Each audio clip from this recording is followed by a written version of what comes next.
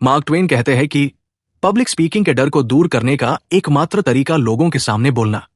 अगर आपने कभी ये फील किया है कि भीड़ के सामने खड़े होने के विचार से ही आपका दिल तेजी से धड़कने लगा है और हथेलियों में पसीना आ रहा है, तो आप अकेले नहीं हैं। क्या आप जानते हैं कि पब्लिक स्पीकिंग दुनिया में सबसे कॉमन डर में से एक है? National institute of mental health की एक स्टडी के अनुसार लगभग 75% लोगों को पब्लिक स्पीकिंग से डर लगता है। क्या आप जानते हैं कि पब्लिक स्पीकिंग का डर, जिसे ग्लॉसोफोबिया भी कहा जाता है, स्टडी से पता चला है कि लोग मरने से ज्यादा पब्लिक स्पीकिंग से डरते हैं। ये एक दिलचस्प बात है जो इस बात पर रोशनी डालती है कि ये डर हम पर कितनी गहराई तक इम्पैक्ट डाल सकता है। लेकिन क्या आप जानते हैं कि इससे भी ज्यादा मजेदार चीज क्या है?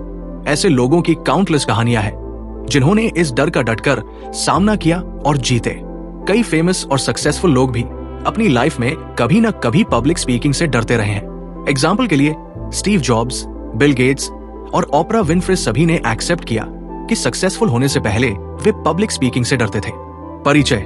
दोस्तों, पब्लिक स्पीकिंग एक ऐसा शब्द है जिसे हम में से ज्यादा लोगों को बहुत डर लगता है। लोगों से कैसी बात करनी है, स्टेज पर जाके कॉन्फिडेंस से कैसी बात करें, सोशल मीडिया के लिए अच्छे से वीडियो कैसे रिकॉर्ड होगा, बिना कट वाली इंटरव्यू में कैसी बात करें, बॉस से अप्रेजल के लिए कैसे बात करें, शादी के लिए प्रपोज कैसे करना है। सभी चीजों के लिए पब्लिक स्पीकिंग में माहिर होना बहुत जरूरी है। उस इंसान को याद कीजिए जिसका बोलने का तरीका आपको बहुत पसंद है। उनकी पब्लिक स्पीकिंग कमाल की है और आप भी उसी इंसान की तरह लाखों लोगों से बात करना चाहते हैं, उन पर पॉजिटिव प्रभाव डालना। अगर आपके मन में भी यही सब कुछ चल रहा है तो ये समरी आपका जीवन बदल सकती है। आज हम the art of public speaking किताब के बारे में बात करने वाले हैं, जिसे best selling author Dale Carnegie ने लिखा है।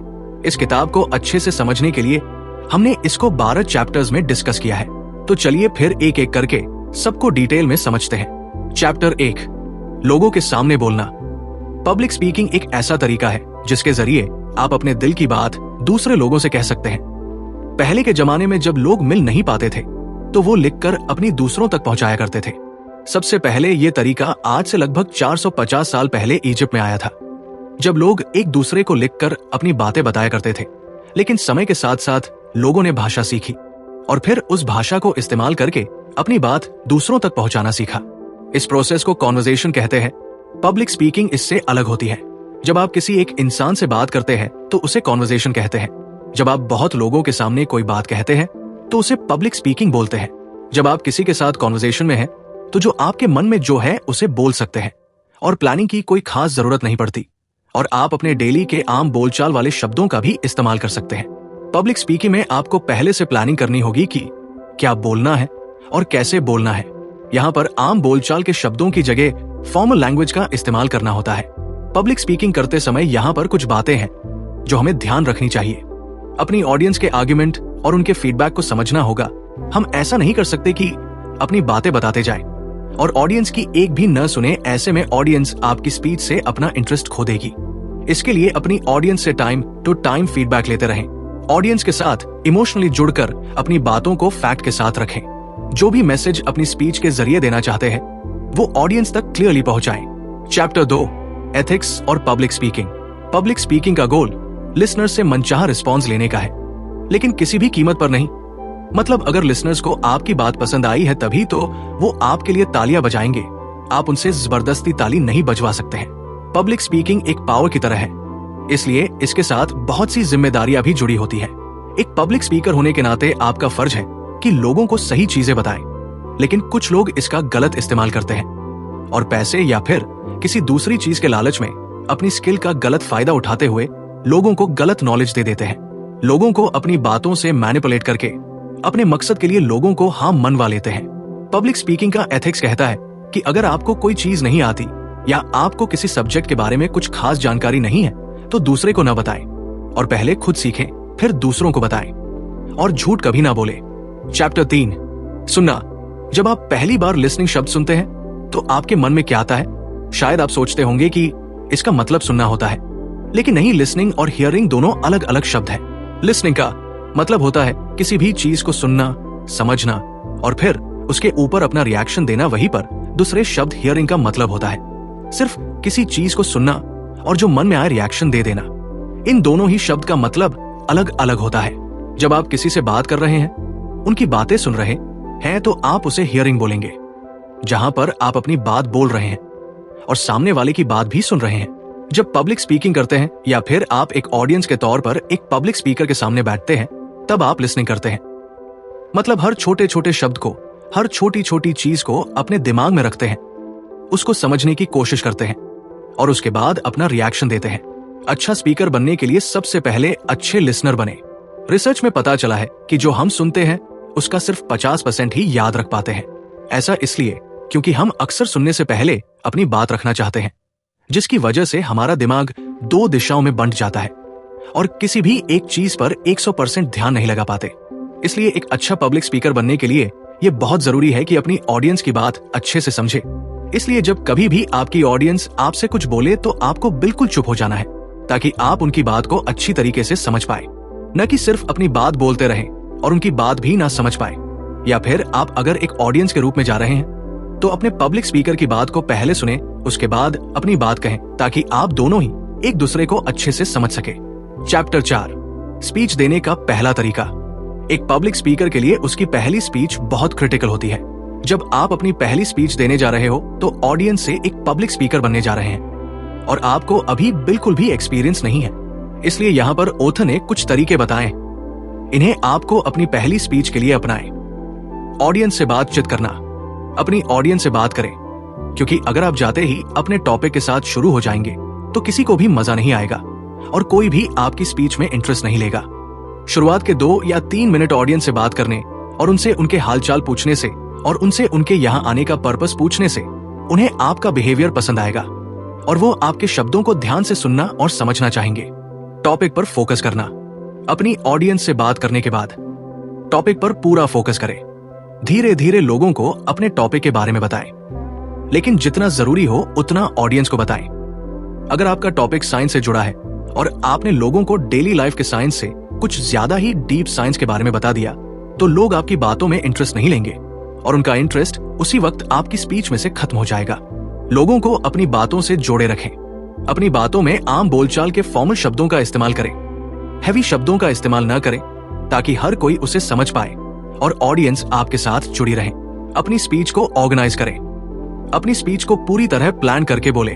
प्लानिंग करना इसलिए जरूरी है ताकि इस बारे में क्लियर रहें कि कौन सी बात पहले बोलने से ऑडियंस पर अच्छा इंपैक्ट पड़ेगा और कौन सी बाद में। सबसे पहले इंट्रोडक्शन से शुरू करें, उसके बाद धीरे धीरे अपने टॉपिक की मेन बॉडी पर जाएं। मेन बॉडी में अपने टॉपिक के हर जरूरी हिस्से को कवर करने की कोशिश करें और उसके बाद आपको आखिरी में कंक्लूड करते समय अपने टॉपिक के एडवांटेजेस और डिसएडवांटेजेस बताते हुए उसको पूरा करें। इस तरीके से आपकी स्पीच पूरी तरह ऑर्गेनाइज रहेगी और लोगों को सुनने में भी मजा आएगा। चैप्टर 5, टॉपिक का चयन करना। अपनी स्पीच के लिए कोई भी टॉपिक सिलेक्ट करते समय ध्यान रखें, या तो वो टॉपिक आपको अच्छे से आना चाहिए या तो वो टॉपिक सभी के लिए नया होना चाहिए। जैसे अगर आपको इलेक्ट्रिक गाड़ियों के बारे में बहुत अच्छे से पता है, उनको बनाने से लेकर मार्केट में उतारने, खरीदने तक सब कुछ मालूम है, तो आप पब्लिक को उसके बारे में बहुत अच्छे से बता सकते हैं। या फिर जैसे क्रिप्टो करेंसी टॉपिक कई लोगों के लिए नया है और सभी इस टॉपिक के बारे में जानना चाहते हैं, तो इसके बारे में डिटेल्स निकालें, समझें और पब्लिक को बताएं। इससे वो सुनना चाहेंगे, क्योंकि ये बहुत नया टॉपिक है और उसको हर कोई जानना चाहता है। अगर आप किसी टॉपिक के बारे में बहुत ज्यादा नहीं जानते हैं, ऑडियंस थोड़ी एक्सपीरियंस्ड है, तो आप सिर्फ उसका ओवरव्यू ही कवर करें, इससे बैलेंस बना रहेगा। चैप्टर 6, ऑडियंस को एनालाइज करें। स्पीच देने से पहले आपको यह समझना होगा कि आपकी ऑडियंस कौन है और वो क्या चाहती है। अगर आपके ऑडियंस में ऐसे लोग बैठे हैं जो मैरिड लाइफ से खुश नहीं है और खुशहाल मैरिड लाइफ को एंजॉय करना चाहते हैं, तो ऐसा होने के रीजंस, इसका इन्फ्लुएंस और इसे ठीक करने के तरीके पर बात करने से वो आपके साथ कनेक्टेड फील करेंगे। हो सके हो इससे जुड़ा अपना कोई पर्सनल एक्सपीरियंस भी उनके साथ शेयर करें। अपनी ऑडियंस का इंटरेस्ट पता करने के लिए सबसे पहले उनसे बात करें। उनसे पूछें कि वो कहां से है, यहां आने का पर्पस क्या है। इस तरह थोड़ी बातें करने से आपको पता लग जाएगा कि वो कैसी मेंटालिटी रखते हैं और सच में क्या सुनना चाहते हैं। चैप्टर 7, अपने आइडियाज और स्पीच को सपोर्ट करें। आपने अपनी स्पीच तैयार करने के साथ ही अपनी स्पीच के साथ कुछ सपोर्टिंग चीजों का इस्तेमाल करने से ट्रस्ट बनता है और लोग अच्छे से बातों का मतलब समझ पाते हैं। सपोर्टिंग मटेरियल का मतलब हर वो चीज जो स्पीच और भी ज्यादा अच्छा बनाए। जैसे मान लीजिए आपका टॉपिक इलेक्ट्रिक गाड़ियां है, अब वैसे तो इसके बारे में बहुत लोगों को पता होगा, लेकिन अगर आप इलेक्ट्रिक गाड़ी की कोई तस्वीर ले जाएं या फिर अपने लैपटॉप में इससे जुड़ा कोई प्रेजेंटेशन बनाकर ले जाएं ताकि लोग इसको और अच्छे से समझ सके, तो आपकी स्पीच में और भी ज्यादा स्पीच लेंगे और चीजें अच्छे से समझ आएंगी। इसी के साथ स्पीच के दौरान अपनी ऑडियंस से कुछ सवाल पूछते रहें, उनका जवाब दें या फिर ऑडियंस में से ही किसी को जवाब देने के लिए कहें। फिजिकल एग्जाम्पल्स का इस्तेमाल करें। अब आप अपनी ऑडियंस से बात करके पता लगाएं कि रिस्पॉन्स कैसा है। क्या वो स्पीच के प्रति पॉजिटिव अप्रोच रख रहे हैं या फिर नेगेटिव अप्रोच। अगर उनका रिस्पॉन्स अच्छा है तो उनमें से कुछ लोगों को स्टेज पर बुलाकर मजाकिया तरीके से अपनी स्पीच से रिलेटेड कोई छोटा सा टास्क करने को कहे। इससे ऑडियंस को अच्छा फील होता है और स्पीकर की बातों से वो अच्छी तरह रिलेट कर पाते हैं। कोई स्टोरी या इंसिडेंट बताएं। आइए इसके लिए एक एग्जांपल लेते हैं। मान ले आपका टॉपिक इंडियन कल्चर से जुड़ा है, तो इसे समझाने के लिए अपना कोई पुराना किस्सा शेयर कर सकते हैं या उससे रिलेटेड कोई कहानी सुना सकते हैं, जिससे ऑडियंस के मन में ज्यादा सुनने की दिलचस्पी जागेगी। न्यूमेरिकल डेटा का इस्तेमाल करें। डेटा से हमें कुछ ही पलों में चीजों की समझ हो जाती है और ट्रस्ट बनने लगता है। इसलिए अपनी बातों को वर्बली बताने के साथ साथ सपोर्ट के लिए डेटा भी शो करते रहें। सिर्फ वर्बली सुनने से लोगों को कुछ ही समय तक वो बात याद रहती है, जबकि डेटा जैसे ग्राफ या डायग्राम से ज्यादा क्लियर समझ आती है। मोटिवेशनल कोट्स का इस्तेमाल करें। स्पीच में समय समय पर कुछ मोटिवेशनल कोट्स डालने से ऑडियंस मोटिवेटेड रहती है और बिना बोर हुए दोबारा स्पीकर की बातों पर ध्यान देने लगती है। चैप्टर 8, स्पीच की बॉडी को ऑर्गेनाइज करें। इस पॉइंट में आप जानेंगे कि कैसे अपनी स्पीच को अच्छे से ऑर्गेनाइज कर सकते हैं ताकि लोगों को स्टार्टिंग से लेकर एंडिंग तक अपनी बात समझा सके। अगर आप कभी भी कोई भी बात अपनी स्पीच में बोल देंगे तो कोई भी आपकी बात को नहीं समझ पाएगा। इसलिए अपनी स्पीच को ऑर्गेनाइज करना बहुत जरूरी है। अब यहाँ पर कुछ पॉइंट्स हैं जिनके जरिए आप अपनी स्पीच को ऑर्गेनाइज कर सकते हैं। हल्की बातचीत और परिचय के साथ शुरू करें। अपनी स्पीच को स्टार्ट करते समय सबसे पहले अपनी ऑडियंस से बात करें और पता लगाएं कि वो कैसा फील कर रहे हैं और वो इस स्पीच के टॉपिक को लेकर कैसा सोचते हैं। उसके बाद अपने टॉपिक का सबसे छोटा पार्ट और जो सबसे पहले आना चाहिए उसको थोड़ा थोड़ा बताना शुरू करें। बताते समय हमें ऑडियंस से भी कुछ सवाल पूछना है ताकि शुरुआत से ही उनके अंदर टॉपिक को लेकर दिलचस्पी आ जाए। ध्यान रखें कि शुरुआत में ही बहुत ज्यादा गहराई में ना जाएं, सिर्फ थोड़ी थोड़ी बातें करें और ऑडियंस से इंटरैक्ट करके कनेक्शन बनाएं। स्पेशल ऑर्डर को फॉलो करें। अपनी में छोटा सा परिचय देने के बाद अब अपनी के मेन बॉडी पर आना है, जहां पर अपने टॉपिक के बारे में गहराई तक जाना है। इसके लिए स्पेशल ऑर्डर तरीके को फॉलो करें। इस ऑर्डर का मतलब है एक सीक्वेंस को फॉलो करते हुए फैक्ट्स को बताएं। उदाहरण के लिए आप किसी चीज की अच्छाई करते हुए आ रहे हैं तो आगे भी उसकी अच्छाई के बारे में ही बात करें, फिर उसकी कमियों के बारे में और उसके बाद उन कमियों को ठीक करने के तरीके के बारे में। मुख्य पॉइंट्स को अलग रखें। स्पीच में जितने भी जरूरी पॉइंट्स हों और जिनके बेस पर पूरी स्पीच तैयार होगी उनको अलग रखना है और अपने एग्जाम्पल्स को अलग रखना है। अगर आप दोनों को एक साथ मिला देंगे तो ऑडियंस नहीं समझ पाएगी कि क्या ज्यादा जरूरी है और क्या नहीं, उन्हें किस पर ज्यादा ध्यान देना चाहिए और किस पर कम। इसलिए अपने जरूरी पॉइंट्स को दूसरे एग्जाम्पल से अलग रखें। ऐसा करने से आप इफेक्टिवली अपनी बात रख पाएंगे। चैप्टर 9, स्पीच की शुरुआत और अंत। हालांकि अब तक आप समझ चुके हैं कि हमें अपनी स्पीच की शुरुआत हल्के फुल्के परिचय से करनी है। अब यहाँ पर कुछ एडिशनल तरीके बताए गए हैं जो स्पीच की शुरुआत और एंडिंग को अट्रैक्टिव बनाने में यूजफुल साबित हो सकते हैं। तो इसके लिए इन तरीकों को अपनाएं। ऑडियंस के साथ टॉपिक को जोड़ें। For this, please give them a little introduction about your topic, then ask them some questions. After getting the answer, ask other questions from the audience by saying some things related to their talk, so that they understand what today's topic is about. It is about to happen, and the audience should be mentally prepared for it.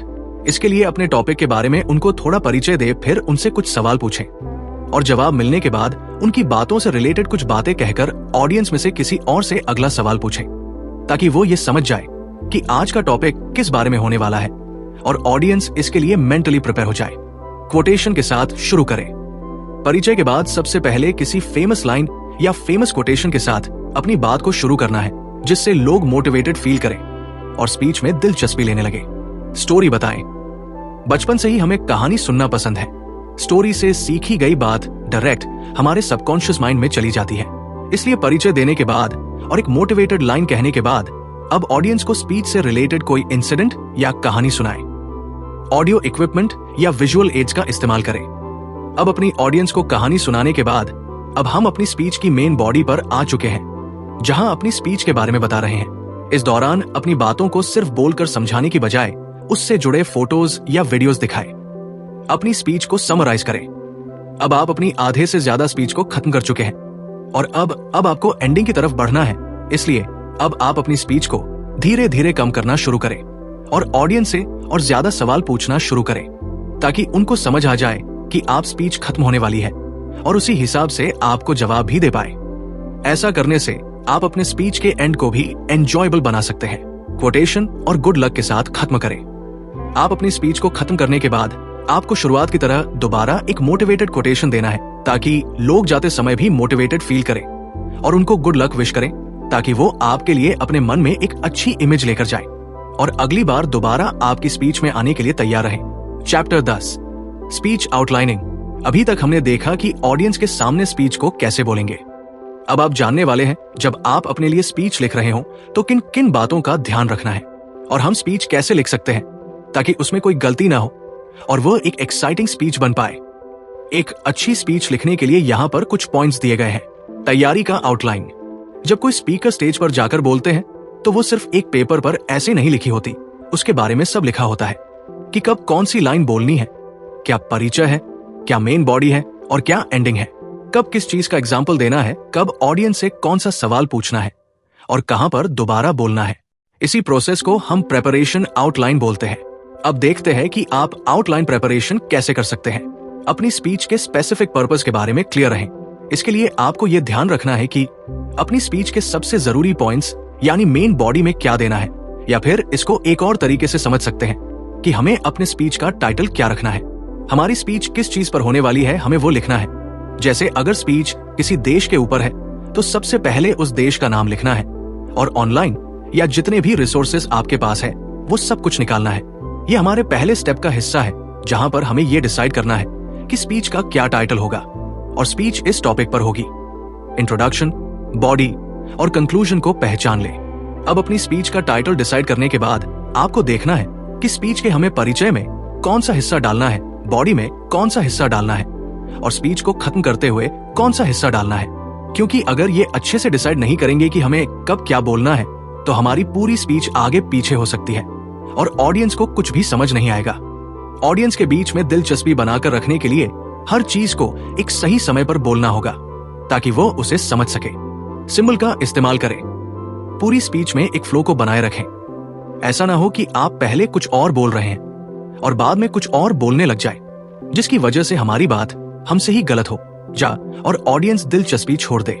इसके लिए आपको ध्यान रखना है कि अगर किसी चीज की अच्छाई बताते हुए आ रहे हैं तो अभी भी हमें उसकी अच्छाई बतानी है। अगर उसके बारे में कुछ गलत है तो पहले अच्छाई वाला पूरा करना है, उसके बाद हमें उसके बारे में कुछ गलत बोले, ताकि ऑडियंस को समझ पाए कि पहले अच्छाई थी और अभी गलत। दोनों को एक में ही मिला देने से उनको बिल्कुल भी समझ नहीं आएगा कि आप क्या कहना चाह रहे हैं और वह दिलचस्पी लेना छोड़ देंगे। चैप्टर 11, भाषा का स्मार्टली इस्तेमाल करें। आप स्पीच में जो लैंग्वेज इस्तेमाल करें वो क्लियर और ऑडियंस से कनेक्टेड होनी चाहिए। भाषा का यहाँ पर मतलब है आप किस टोन में बात कर रहे हैं। ध्यान रखें, कहीं आपकी बात सामने वाले को गलत तो नहीं लग जा रही, या फिर आप जो चीज कहना चाह रहे हैं वहां लिखा तो सही है लेकिन अच्छे से बोल नहीं पा रहे। अपनी पूरी स्पीच के दौरान बहुत ही आराम से बोले। अब आराम से बोलने का मतलब धीरे बोलना नहीं है। हो सकता है टॉपिक में कोई ऐसी चीज है जो आपको पसंद ना हो, पर आप उसके खिलाफ बोलते बोलते नेगेटिव बोल सकते हैं, जिसकी वजह से कुछ लोग आपसे नाराज हो सकते हैं। इसलिए आपको वही बोलना है जो आपने लिखा है या फिर जो फैक्ट है। रियलिस्टिक बातों से अगर कि किसी को हर्ट हो सकता है तो अपनी बातें इस तरह रखें ताकि ऑडियंस को बुरा भी न लगे और बात का मतलब भी समझ जाए। चैप्टर 12, डिलीवरी बात को लोगों तक पहुंचाना। अब तक आपने समझ लिया है कि आपको अपनी स्पीच कैसे लिखनी है, स्पीच में क्या क्या चीजें जरूर होनी चाहिए, किस भाषा का इस्तेमाल करना है, अपनी ऑडियंस को कैसे जोड़ के रखना है, यानी लगातार ऐसा क्या बोले ताकि हमारी ऑडियंस स्पीच में दिलचस्पी लेती रहे। अब हम देखते हैं स्पीच बोलते समय सबसे जरूरी चीज है बातों को ऑडियंस तक पहुंचाना। एल यानी कोई भी चीज बोलने या बताने का तरीका। आप खुद ही सोचिए, आज तक जितने भी पब्लिक स्पीकर्स को देखा है, क्या आपने कभी देखा है कि वो सुस्त होकर में कोई बात बोल रहे हो? वो जो भी बोलते हैं जोश और पूरे होश में बोलते हैं। इससे उनकी बातों का इन्फ्लुएंस और विश्वास बढ़ने लगता है अपनी बातों को पहुंचाने के लिए इन तरीकों को अपनाएं।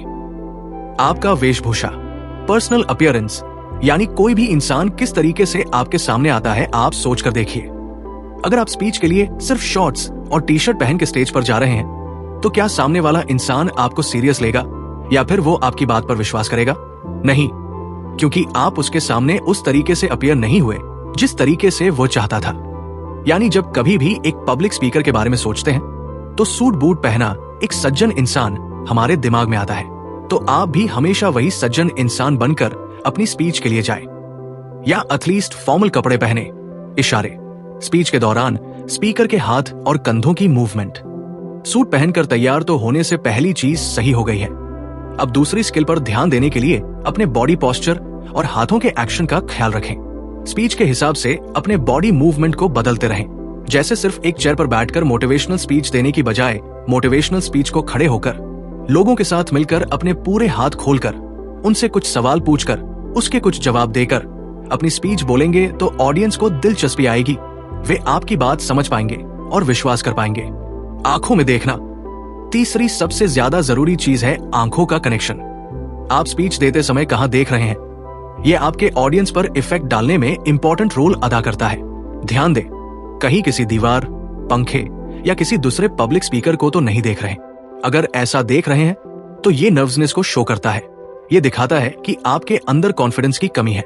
इससे ऑडियंस आपकी बात पर विश्वास नहीं कर पाएगी और आपकी स्पीच में दिलचस्पी नहीं लेंगे। इसलिए हमेशा स्पीच देते समय अपनी ऑडियंस की आंखों में देखें। इससे कॉन्फिडेंस शो होता है, जो ऑडियंस के बीच हमारे विश्वास और दिलचस्पी को बढ़ाता है। निष्कर्ष, तो दोस्तों, इस समरी में आपने पब्लिक स्पीकिंग की आर्ट को सीखा, जिससे कॉन्फिडेंटली अपनी बात दूसरों तक पहुंचा सकते हैं। आइए अब सीखे हुए लेसन्स को एक बार दोहरा लेते हैं, ताकि इन लेसन्स को याद रखना आसान हो जाए। अपनी ऑडियंस के इंटरेस्ट को ध्यान में रखते हुए स्पीच तैयार करने और इसके लिए अपनी ऑडियंस से टाइम टू टाइम फीडबैक लेते रहें।